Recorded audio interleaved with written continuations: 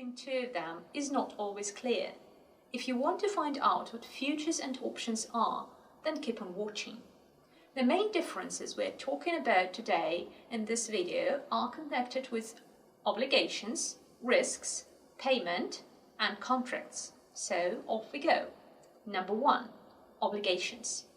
A futures contract is an agreement between two parties to buy or sell an asset at a certain time in the future at a certain price. Here, the buyer is obliged to buy the asset on the specified future date. An options contract gives the buyer the right to buy the asset at a fixed price. However, there is no obligation on the part of the buyer to go through with the purchase. Nevertheless, should the buyer choose to buy the asset, the seller is obliged to sell it. Number 2. Risks. The futures contract holder is bound to buy on the future date even if the security moves against the asset, falls below the price specified in the contract. The buyer will still have to buy it at the price agreed upon earlier and incur losses. The buyer in an options contract has an advantage here. If the asset value falls below the agreed upon price, the buyer can opt out of buying it. This limits the losses incurred by the buyer.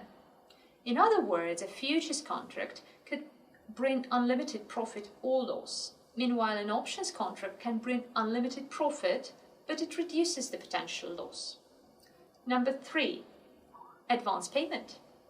There is no upfront cost when entering into a futures contract, but the buyer is bound to pay the agreed upon price for the asset eventually. The buyer in an options contract has to pay a premium.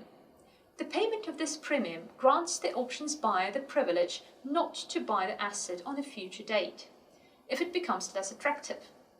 Should the option contract holder choose not to buy the asset, the premium paid is the amount he stands to lose.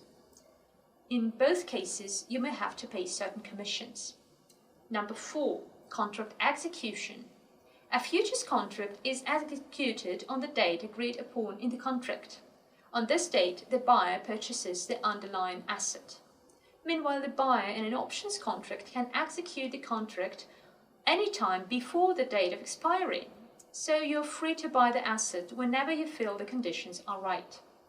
So you can see that there are both advantages and disadvantages for futures and options.